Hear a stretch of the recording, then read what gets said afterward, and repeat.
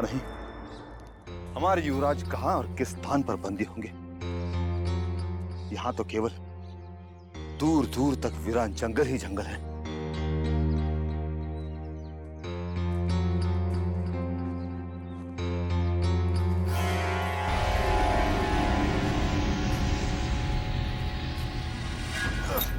केसरिया, तुम? हुजूर, हमें बचा लीजिए, वो हमें मार डालेगा। कौन तुम्हें मार डालेगा? किसके भय से तुम इतनी घबराई हुई हो? वही वो भवानी बाबा हुजूर, वो हमारे प्राण छीन लेगा। उस बूढ़े राक्षस से बचा लीजिए। कहाँ है वो भैरूपिया? हम उसका भी वध कर देते हैं। हाँ। उसके कारण हमें बहुत कष्ट उठाने पड़े हैं।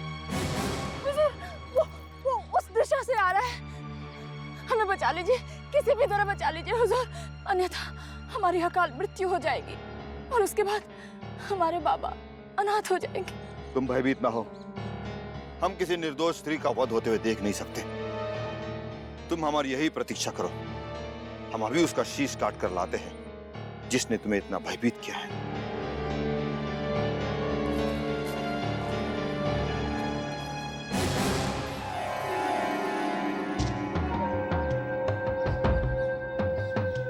तुम जितने शक्तिशाली हो उतने ही मूर्ख भी हो संग्राम सिंह। अब तुम कोसों दूर अकेले दौड़ते रहोगे, लेकिन इस मायावी जंगल में डरावने सन्नाटे के सिवा तुम्हें और कुछ भी नहीं मिलेगा।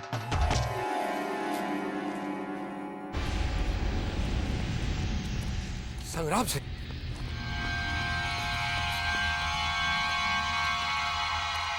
तुम शिवगढ़ की विपरीत दिशा में किसे खोजने जा रहे हो?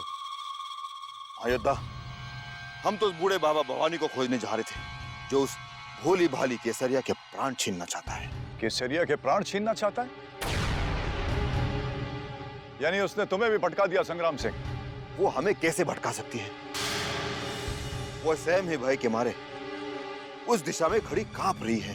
शत्रु की वो अय्यार अब हमें कभी नहीं दिखाई देगी संग्राम सिंह,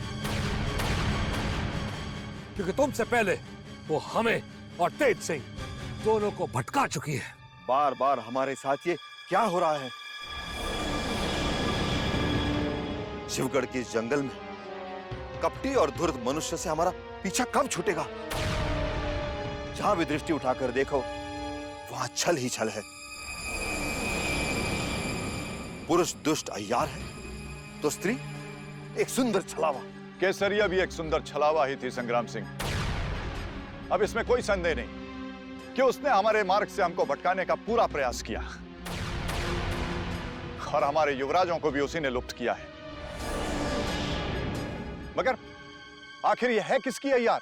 इसका भी पता लग जाएगा तेज सिंह, लेकिन केसरिया के कारण हमें इतना तो पता चल गया कि हम शिवगढ़ की सीमा के अंदर हैं और शिवगढ़ के कायर योद्धा हमसे भयभीत होकर हमें भटकाने का प्रयास कर रहे हैं, लेकिन हमें हमारे लक्ष्य पर अटल रहना होगा।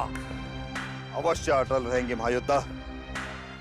केसरिया के छल का बदला शिवगढ़ के महल में रहने वाले उन कायर महायोद्धाओं से हम अवश्य लेंगे।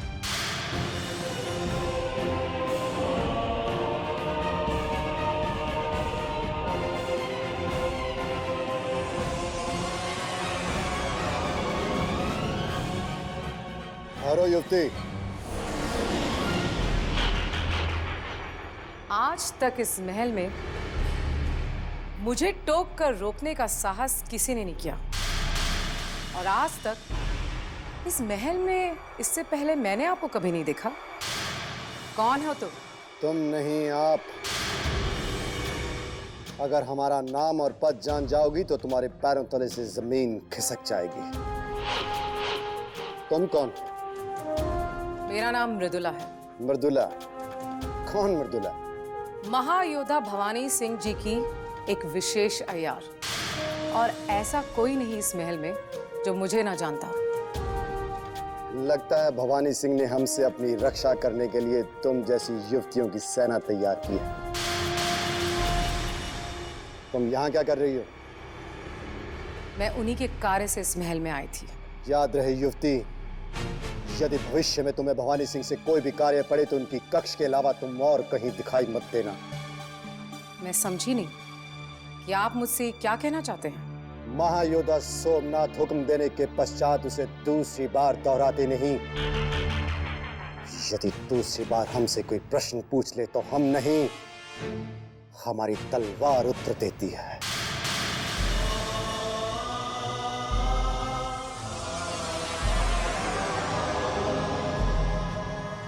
तो ये है महायोद्धा सोमनाथ।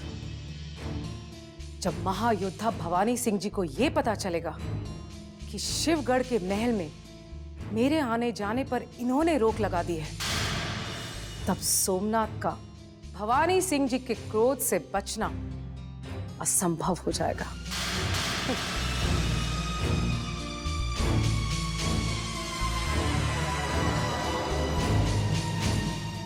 हुजूर, हुजूर, हुजूर। मृदुला, तुम इतनी घबराई हुई क्यों दिखाई दे रही हो? हुजूर, उस व्यक्ति ने मेरे महल में प्रवेश करते ही मेरा अपमान किया है, जो ना आपसे पद में ऊंचा है और ना ही बल में। कहीं तुम सोमनाथ के बारे में तो नहीं कह रही हो, जो शिवगढ़ के इस महल में बिन बुलाए अतिथि की तरह आकर अपना अधिकार जमाने का स्वप्न देख रहा है? आपने बिल्कुल ठीक पहचाना हुजूर। महायोद्धा सोमनाथ ने इस महल में मेरे आने जाने पर भी रोक लगा दी है। ये तुम क्या कह रही हो मृदुला? जिस शिवगढ़ के महल की नींव को हमने अपने रक्त से सींचा है, उसमें सोमनाथ ने अपना आदेश चलाने का साहस भी कैसे किया? तुम्हारा अपमान हमारा अपमान है। अब सोमनाथ को दंड भुगतना ही होगा। अति शीघ्र ही उन्हें दंडित करके इस राजमहल से बाहर कर दीजिए हुजूर, अन्यथा आपके नाम की दहशत समाप्त होने का संकट आ सकता है, क्योंकि महायोद्धा सोमनाथ ने मेरा अपमान करके आपके भय पर अंकुश लगाने के प्रयास आरंभ कर दिए हैं। नहीं मृदुला, नहीं। यमराज के भय को तो देवता भी समाप्त नहीं कर सकते, फिर उस सोमनाथ के क्या बिसात है? यदि वो महाबली बद्रीनाथ के भाई ना होते तो हम उन्हें महल में कभी प्रवेश भी ना करने देते। तो क्या अपने गुरु के सम्मान को रखने के लिए आप स्वयं का अपमान सहन करेंगे हुजूर? अभी तक हम महाबली बद्रीनाथ के कारण ही अपने क्रोध की ज्वाला को दबाए बैठे थे मृदुला, किंतु अब हमें किसी का भय नहीं। अब हम देखते हैं कि वो तुम्हें या हमारे किसी अन्य सेवक को महल में प्रवेश ना करने का आदेश देने का साहस भी कैसे करते हैं।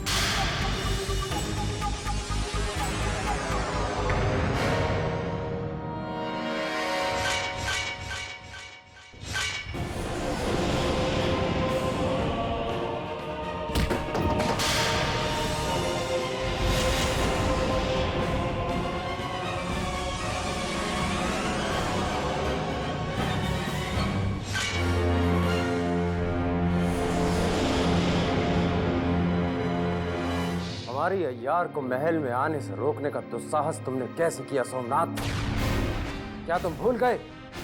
भवानी के भक्तों को रोकने का मतलब यमराज को निमंत्रण देना होता है। भूल तो आप कर रहे हैं भवानी सिंह। ना जाने किस सहम और अहंकार में आप ये भी भूल गए कि हमारे कक्ष में बिना अनुमति के आना अपराध है, जो आप कर चुके हैं। अनुमति तो हमने कभी तुम्हारे बड़े भाई महाबली बद्रीनाथ की भी नहीं ली, जो तुमसे अधिक बुद्धिमान और बलवान ही नहीं, अपितु हमारे पूजनीय गुरुदेव भी रह चुके हैं। तुम्हारा स्थान इस महल में क्या है, ये तुम अच्छी तरह समझ सकते हो सोमनाथ। भवानी सिंह, सोमनाथ नहीं, महायोद्धा सोमनाथ कहिए हमें। शिवगढ़ के इस महल में महायोद्धा सिर्फ भवानी सिंह के नाम के पूर्व लग सकता है सोमनाथ। एक मैदान में दो तलवारें कभी नहीं रह सकती। रह नहीं सकती, मगर भविष्य में टकरा तो सकती हैं भवानी सिंह। ये बात आप मत भूलिएगा।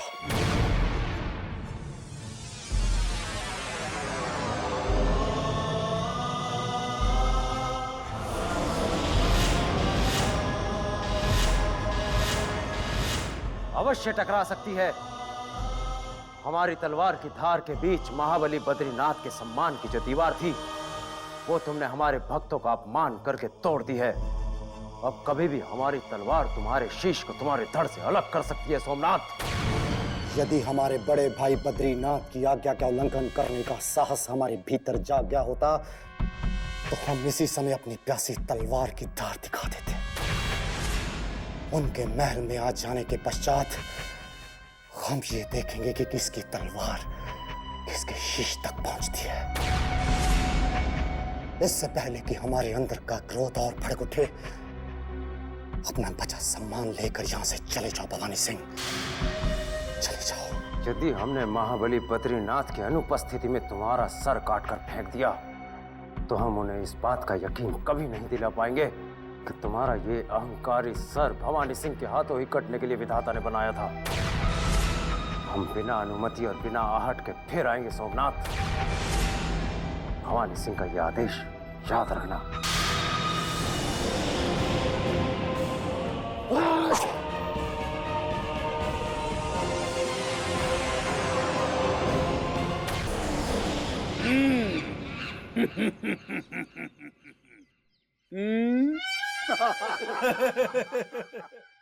युवराज आनंद सिंह, शिवगढ़ के इन जंगलों में केवल हमारा हुक्म चलता है। देखो देखो, तुम्हारे महायोद्धा अभी तक हमारी परछाई के निकट भी नहीं पहुंच सके हैं।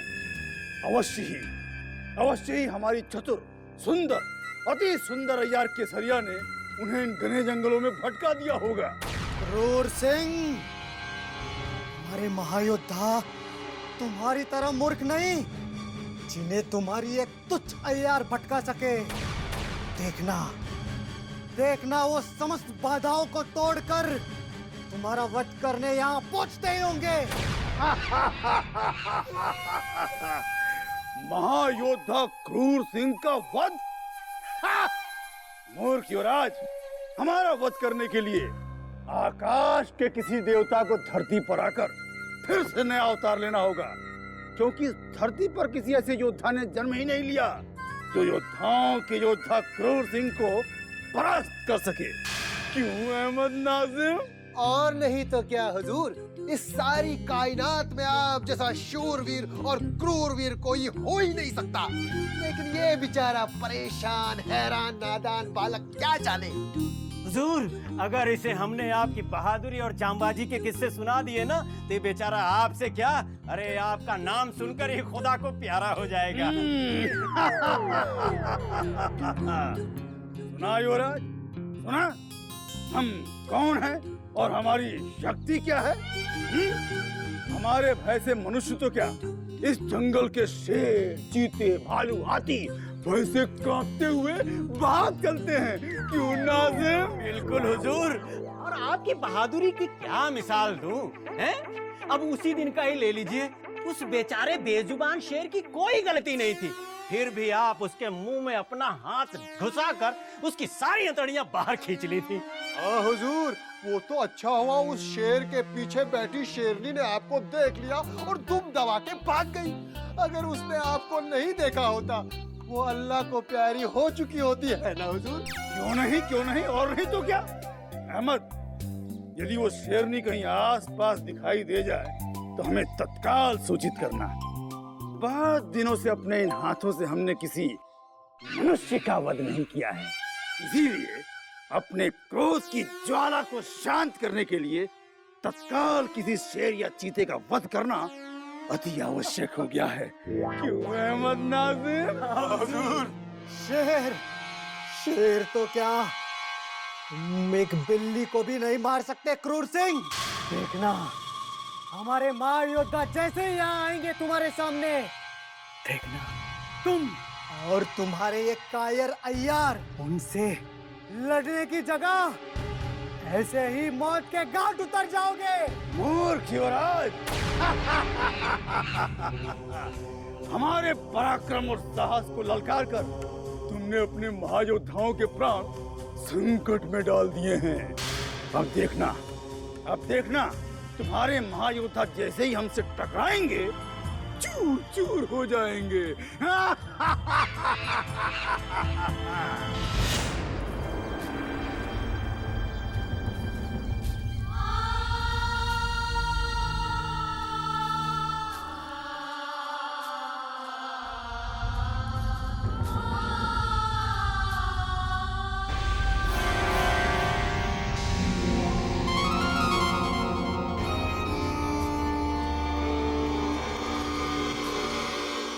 ये क्या?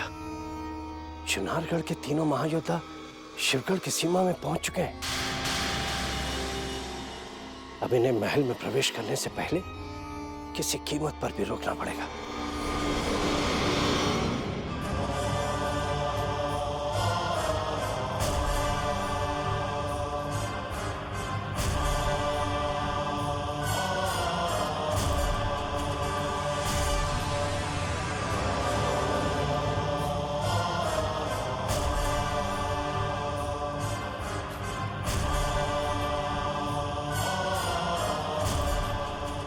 जमुना, जमुना, जमुना।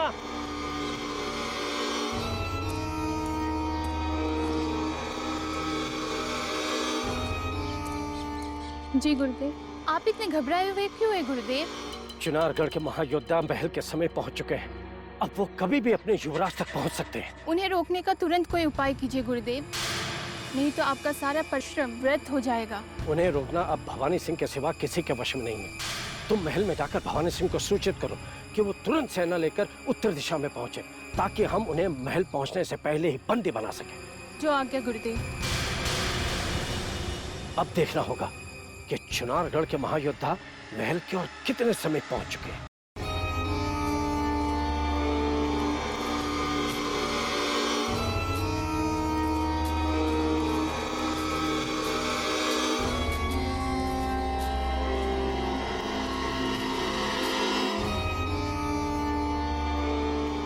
संग्राम सिंह, तेज सिंह, अब हम अपने लक्ष्य के बहुत समीप पहुंच चुके हैं। बहुत जल्द हम अपने दोनों युवराजों को शिवगढ़ के चुंगल से छुड़ा लेंगे। दोनों युवराज?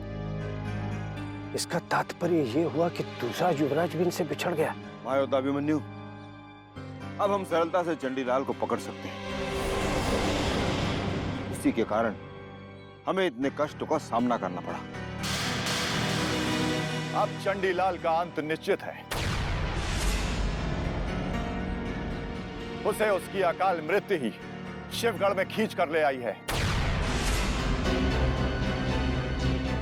पता नहीं भवानी सिंह सेना लेकर कब आएंगे। यदि इन महायोद्धाओं ने मुझे यहाँ देख लिया तो मेरे प्राण संकट में पड़ जाएंगे। हमने उस दुष्ट चंडीलाल की गर्दन काटकर महाराज वीरेंद्र सिंह के कदमों में रखने का प्रण लिया है, और अब उस प्रण को पूर्ण करने का समय आ चुका है। और अब तो हमें ऐसा प्रतीत होता है कि चंडीलाल के रक्त की गंध हमें यहाँ तक आ रही है। अब क्या होगा? यदि अभिमन्यु सिंह की दृष्टि मुझ पर पड़ गई तो मेरी मृत्यु निश्चित है। मेरा भाग जाना ही यहां से उचित होगा।